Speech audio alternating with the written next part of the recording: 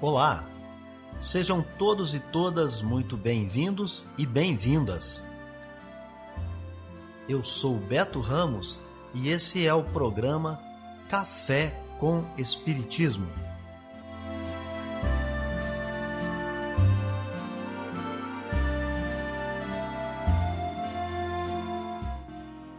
Um programa diário que aborda temas da filosofia, de conhecimentos gerais e de espiritismo. A verdade é o conhecimento que liberta.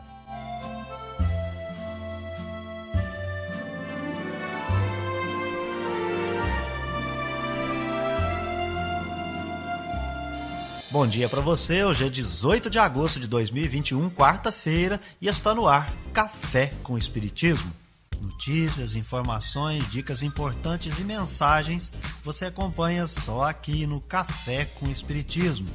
E nós já trazemos para vocês as efemérides, os fatos históricos, as personalidades e o dia na história.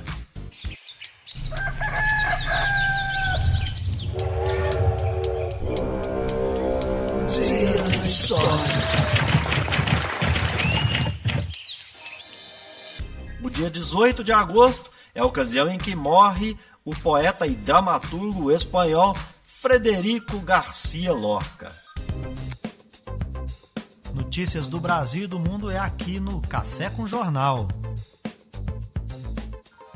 A Fiocruz anunciou nesta segunda-feira que vai produzir 60 milhões de testes de antígeno para o diagnóstico da Covid-19 no Sistema Único de Saúde, com previsão de entrega ainda este ano. Segundo a Fundação, a iniciativa terá investimento de cerca de 1,2 bilhão de reais. Além de fabricar os testes, a Fiocruz será responsável por treinar equipes e prestar assistência técnica e científica em locais definidos pelo governo federal. Diferente dos testes moleculares, chamados RT-PCR, considerado padrão ouro para a detecção do novo coronavírus, o teste de antígeno pode ser processado no próprio local da coleta, apresentando o resultado em apenas 15 minutos. Já o RT-PCR precisa ser enviado a laboratórios especializados. O processamento pode levar algumas horas e depende de equipamentos sofisticados. A sensibilidade do teste de antígeno é menor que a do RT-PCR, mas também é considerada alta, acima de 95%. A Fiocruz já fornece testes moleculares e vai continuar a produzi-los.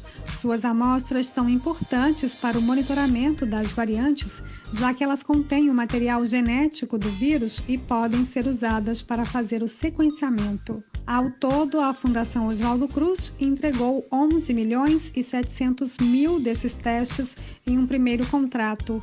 Um novo acordo firmado prevê a disponibilização de mais 13 milhões e 700 mil unidades. Da Rádio Nacional, no Rio de Janeiro, Fabiana Sampaio.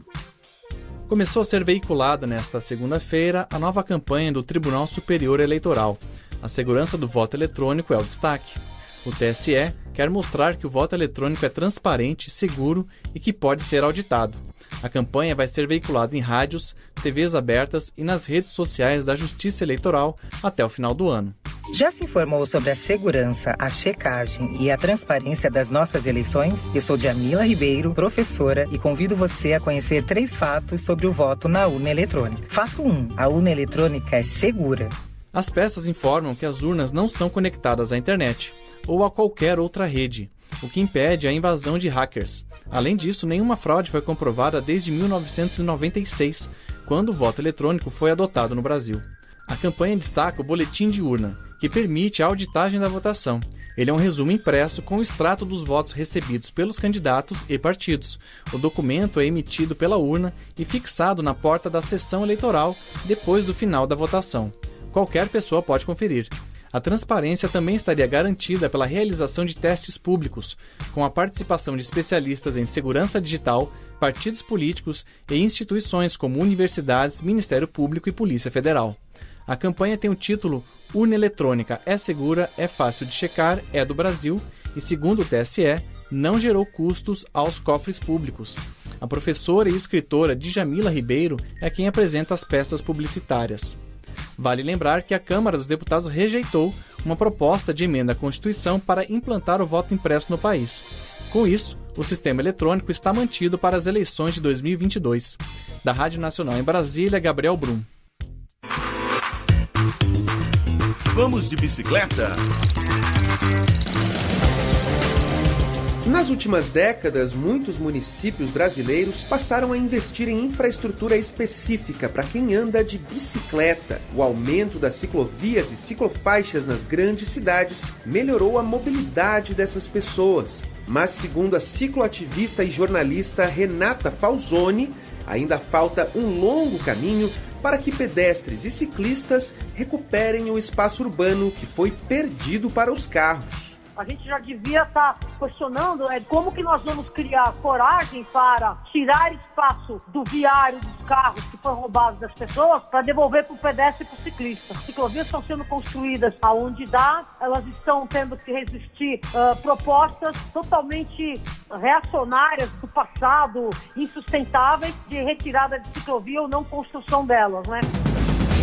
A cidade de Fortaleza vem sendo apontada por especialistas como uma referência positiva em mobilidade aqui no Brasil. A capital cearense possui hoje 386 quilômetros de ciclovias e ciclofaixas em seu território. O município também conta com quase 200 estações de bicicletas compartilhadas que podem ser utilizadas de graça por até 1 hora. Mais de 260 mil pessoas fazem uso desse sistema para se deslocar, segundo a superintendente da Autarquia Municipal de Trânsito de Fortaleza, Juliana Coelho. A gente percebe o aumento do uso da bicicleta muito relacionado ao aumento da infraestrutura segura para o ciclista, né? A gente costuma dizer que a gente tem que colocar as ciclofaixas e ciclovias que os ciclistas eles vão aparecer, e aqui sempre foi assim.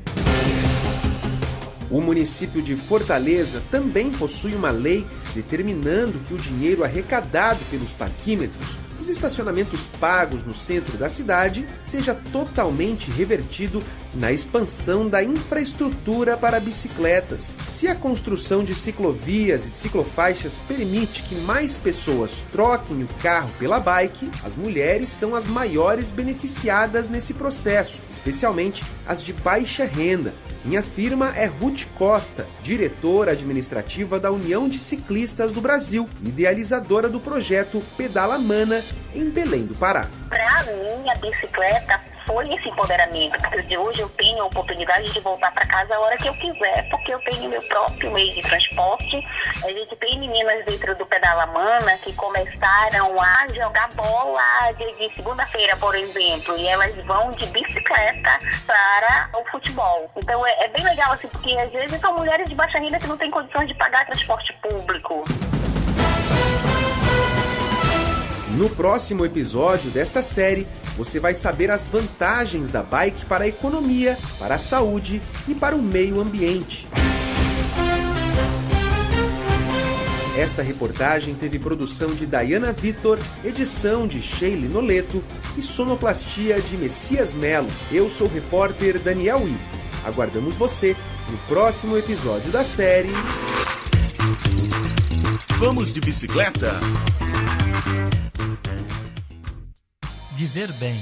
Dicas de como conviver harmoniosamente em todas as fases da vida. Para você que busca sua melhora individual, temos dicas de esportes, alimentação saudável, leitura edificante, hábitos espíritas e profissões. Viva bem e favoreça sua saúde física, mental e espiritual. Aqui no Café com Espiritismo você confere dicas para viver melhor. Quer ter hábitos saudáveis? Lavar o rosto, tomar banho, escovar os dentes, comer e dormir são vários hábitos e necessidades diárias que fazem parte de nossa saúde e higiene.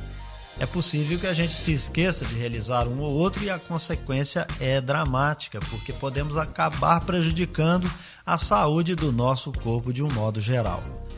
Da mesma maneira, é importante que a gente coloque na nossa atividade diária as práticas esportivas, as nossas atividades físicas.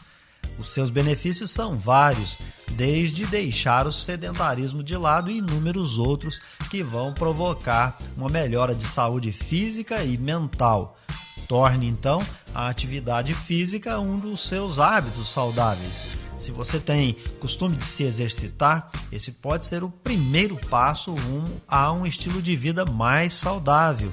Hoje é importante praticar um esporte e escolher uma das principais ações que vão nos ajudar a evitar doenças cardiovasculares, a obesidade e vão combater sintomas de depressão, diabetes, hipertensão, asma e muitas outras doenças. Caminhe, nade, corra, pedale, dance, suba escadas, passeie com seu cachorro, lave o carro, arrume a casa, cuide do jardim, enfim, mova-se, sempre seguindo a orientação de um educador físico, é claro. Amor à sabedoria. Está no ar o Filosofando. A alegoria da caverna. Platão explicou sua teoria das ideias por meio de uma alegoria, um mito. Pessoas comuns são como prisioneiros que vivem o tempo todo dentro de uma caverna escura, obrigados a só ver as sombras projetadas por uma fogueira na parede da caverna. Sombras que eles pensam que são reais. Dizia Platão, nós somos como esses prisioneiros, ensinados desde que nascemos a acreditar que os fenômenos, as experiências do dia a dia são tudo o que existe. Mas um prisioneiro rebelde escapa e descobre, à luz do sol, que existe um mundo melhor e mais real do lado de fora.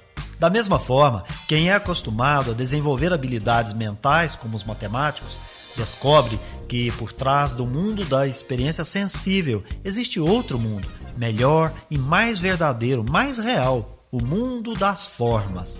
Essas pessoas conseguirão, por fim, ver e conhecer a própria divindade e se transformar em infalíveis dirigentes de ouro, em uma sociedade composta de pessoas incultas, feitas de prata, bronze e ferro e que jamais questionam o sistema. Nessa república, se alguém quiser saber como agir, basta perguntar a um guardião. Em seus trabalhos tardios, Platão parece ter duvidado das formas e da relação delas com cada objeto no mundo em que vivemos, objetos chamados de particulares. O sistema platônico é chamado de fechado. Se aceitarmos o que ele afirma sobre o conhecimento, então teremos supostamente de aceitar suas rígidas concepções sobre ética e política. Aparentemente, Platão acreditava que todo conhecimento pode ser tão estável e abstrato como a matemática. E isso não é bem assim. Ele também parece ter ficado enfeitiçado com a esquisitice grega que insinuava que para conhecer realmente alguma coisa, precisamos experimentá-la, vivenciar sua experiência de modo direto. Dizia Platão, se soubermos o que é a beleza, então é como se tivéssemos ficado frente a frente com sua forma. O fato é que nunca ficou claro o que são essas formas, onde elas existem, como elas são e por que só uns poucos sábios conseguem vê-las. Café com Espiritismo. É hora da mensagem espírita. A necessidade da encarnação. A encarnação é uma punição e somente os espíritos culpados é que lhe estão sujeitos. A passagem dos espíritos pela vida corpórea é necessária para que eles possam realizar, com a ajuda do elemento material, os propósitos cuja execução Deus lhes confiou. É ainda necessária por eles mesmos, pois a atividade que então se veem obrigados a desempenhar os ajuda a desenvolver a inteligência. Deus, sendo soberanamente justo, deve aquinhoar equitativamente a todos os seus filhos. É por isso que ele concede a todos o mesmo ponto de partida, a mesma aptidão, as mesmas obrigações a cumprir e a mesma liberdade de ação. Todo privilégio seria uma preferência, e toda preferência uma injustiça. Mas a encarnação para todos os espíritos é apenas um estado transitório. É uma tarefa que Deus lhes impõe no princípio da existência como primeira prova do uso que farão do seu livre-arbítrio. Os que executam essa tarefa com zelo sobem rapidamente e de maneira menos penosa os primeiros degraus da iniciação e gozam mais cedo o resultado do seu trabalho. Os que, ao contrário, fazem mau uso da liberdade que Deus lhe concede, retardam o seu progresso. E é assim que, por sua obstinação, podem prolongar indefinidamente a necessidade de se reencarnarem. E é então que a encarnação se torna um castigo. No item 25 do capítulo 4 do Evangelho segundo o Espiritismo, cujo título é Ninguém pode ver o reino de Deus se não nascer de novo, Allan Kardec, falando sobre a necessidade da encarnação em Paris, no ano de 1859, perguntou ao Espírito São Luís se a encarnação é punição e somente os espíritos culpados é que lhes estão sujeitos. A resposta objetiva é que a encarnação é uma necessidade dos espíritos. O seu objetivo é proporcionar o desenvolvimento da inteligência do espírito por meio das atividades que serão desempenhadas na vida corpórea. Cada ser corresponde aos propósitos de Deus. Cada um começa no mesmo ponto de partida comum, sem qualquer privilégio. A encarnação é estado transitório. Nelas, o espírito passa pela prova do uso do livre-arbítrio. E é o uso dessa liberdade que torna necessário para os espíritos encarnar mais ou menos vezes. Ainda neste texto, nós vamos encontrar uma observação que seria importante nossa meditação. Uma comparação vulgar nos fará melhor compreender esta diferença. O estudante não atinge os graus superiores sem ter percorrido a série de classes que o levam até lá. Essas classes, por mais trabalho que exijam, são um meio de atingir o fim e não uma punição. O estudante laborioso abrevia a caminhada, encontrando menos dificuldades. Acontece ao contrário com aquele que a negligência e a preguiça obrigam a repetir certas classes. Não é, porém, o estudo que constitui uma punição, mas a obrigação de recomeçá-lo em cada classe. É o que se passa com o homem na Terra. Para o espírito do selvagem, que está quase no começo da vida espiritual, a encarnação é um meio de desenvolver a inteligência. Mas para o homem esclarecido, em que o senso moral está largamente desenvolvido e que se vê obrigado a repetir as etapas de uma vida corporal cheia de angústias, enquanto já podia ter atingido o fim, é um castigo pela necessidade em que se acha de prolongar sua permanência nos mundos inferiores e infelizes. Aquele que, ao contrário, trabalha ativamente para o seu progresso moral, pode franquear de uma vez os graus intermediários que o distanciam dos mundos superiores. Os espíritos não poderiam se encarnar uma só vez no mesmo globo e passar suas diversas encarnações em diferentes esferas? Esta opinião seria admissível se todos os homens estivessem na Terra, exatamente no mesmo nível intelectual e moral. As diferenças existentes entre eles, desde o selvagem até o civilizado, revelam os graus que têm de percorrer. A encarnação, aliás, deve ter uma finalidade útil. Ora, qual seria a finalidade das encarnações efêmeras das crianças que morrem em tenra idade? Teriam sofrido sem qualquer proveito, nem para elas, nem para os outros? Deus, cujas leis são todas soberanamente sábias, nada faz de inútil. Pelas reencarnações no mesmo globo, quis que os mesmos espíritos se ponham de novo em contato, tendo assim ocasião de reparar suas faltas recíprocas. E tendo em conta as suas relações anteriores, quis ainda fundar sobre uma base espiritual os laços de família, apoiando numa lei natural os princípios de solidariedade, fraternidade e igualdade. É isso então, pessoal. Se inscreva no nosso canal, deixe sua impressão e comentário. Um forte abraço e até o próximo Café com Espiritismo. Fui! Este foi o nosso programa Café com Espiritismo. Um oferecimento de Instituto Revelare. Se inscreva em nosso canal, acione o sino das notificações e se torne membro para apoiar os projetos. Nós nos encontramos no próximo episódio.